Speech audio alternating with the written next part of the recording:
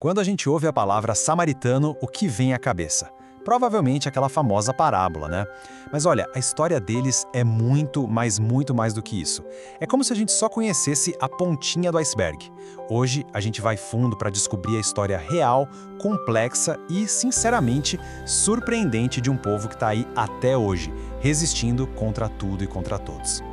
Pois é exatamente isso. Eles são muito mais do que só os bons da fita de uma história. A gente está falando de vizinhos, de rivais, às vezes até de inimigos declarados dos antigos israelitas. Essa frase resume certinho o que a gente vai fazer aqui. Pegar aquela imagem simples que todo mundo tem e descobrir a história de verdade, que é bem mais fascinante. Tá, mas então, quem são os samaritanos afinal? Para entender de verdade, não dá para ficar só na parábola. A gente precisa investigar a identidade deles, essa relação de vizinhança e rivalidade com os israelitas. Vamos descobrir de onde veio toda essa marginalização. E para a gente entender essa tensão toda que existia na época de Jesus, a gente vai ter que voltar, mas voltar muito no tempo. Porque essa rivalidade entre judeus e samaritanos não surgiu do nada, sabe? Foi uma coisa construída, forjada durante séculos de divisões políticas e, o mais importante, religiosas. Olha só, o primeiro racha grande acontece logo depois da morte do rei Salomão. O reino se divide em dois, Israel ao norte e Judá ao sul.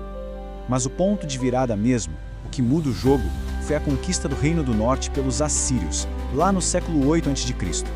E é a partir daí que nascem duas versões completamente diferentes sobre quem era aquele povo que ficou por lá.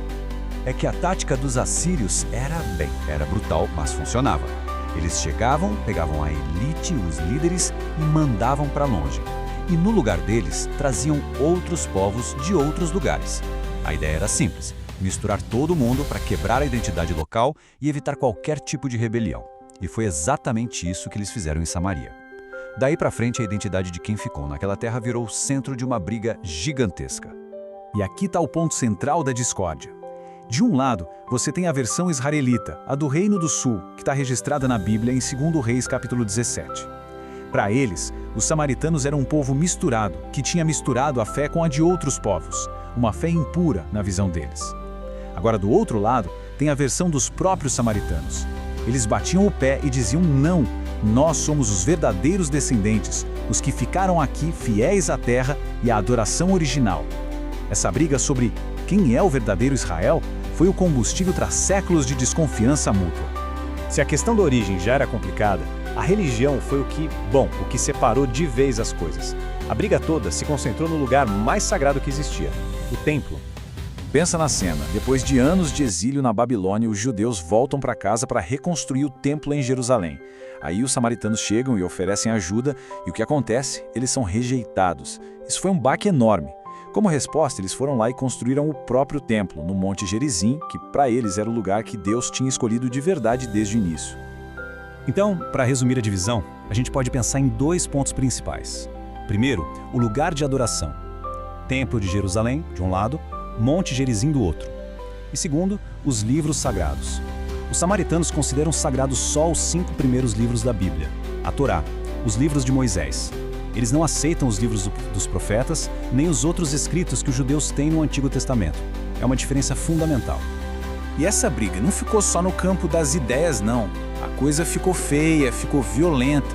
Para ter uma ideia do nível da hostilidade, lá no século 2 a.C., um líder judeu chamado João Hircano foi lá e simplesmente destruiu o templo dos samaritanos no Monte Gerizim.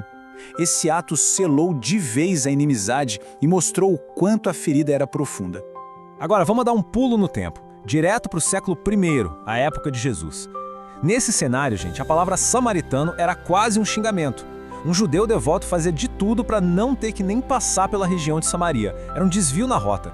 E é por isso, por causa desse clima todo, que o jeito como Jesus trata os samaritanos foi algo, totalmente chocante e revolucionário mesmo para aquele tempo. Jesus vai lá e, de propósito, quebra essas barreiras. Pega o Evangelho de João, capítulo 4. Ele para num posto e tem uma conversa profundíssima com uma mulher samaritana. Isso era um tabu em dobro. Depois, em Lucas, capítulo 17, ele cura 10 leprosos. Sabe quantos voltam para agradecer? 1. E quem era ele? Um samaritano. E Jesus elogia a fé daquele homem. E para fechar com chave de ouro, em Lucas capítulo 10, ele conta a parábola do bom samaritano. Ele pega justamente o inimigo e o transforma no herói da história, no exemplo de amor ao próximo. Ele estava basicamente redesenhando na frente de todo mundo o conceito de quem é o meu próximo. Mas a história não para por aí, no Novo Testamento. Depois daquela época, o que veio para eles foram séculos e séculos de luta. Uma luta dura só para conseguir sobreviver. Eles foram pressionados por tudo que é lado, pelo Império Bizantino, por governantes muçulmanos, enfrentaram perseguição, conversão forçada, chegaram muito, muito perto de desaparecer do mapa. Imagina só, ser um povo pequeno, espremido entre gigantes, entre impérios e religiões dominantes por séculos. A população foi diminuindo, diminuindo. No comecinho do século XX, a população deles tinha sido reduzida a pouquíssimas pessoas. Sério, parecia que era o fim da linha. Mas eles não desapareceram. E é aqui que a história fica incrível. Hoje, contra todas as estatísticas, a comunidade samaritana existe e sobrevive. São cerca de 800 pessoas, só isso. Pensa bem nesse número. É um povo com quase 3.000 anos de história. E hoje, eles são uma comunidade menor do que muita escola por aí. É impressionante. E o mais legal é que eles mantêm as tradições vivas, de um jeito muito fiel. Eles vivem basicamente em 2 lugares. Uma comunidade em Holon, perto de Tel Aviv, e a outra no lugar mais sagrado para eles, o Monte Gerizim. Eles ainda usam o hebraico antigo nos rituais. A Páscoa deles, com sacrifício de cordeiros, é como abrir uma janela e olhar diretamente para o passado bíblico. Eles são isso, um elo vivo com aquele mundo. No fim das contas, a história dos samaritanos é uma narrativa muito poderosa sobre identidade, sobre resistência e sobre fé.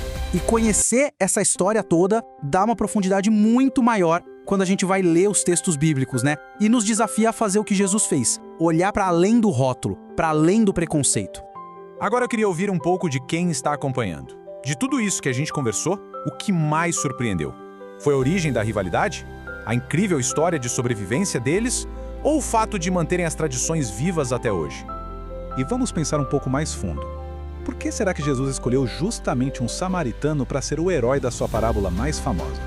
Pensa bem, ele pegou a figura que o público dele mais desprezava para ser o exemplo máximo de amor. Qual era a mensagem por trás disso? O que ele queria provocar nas pessoas?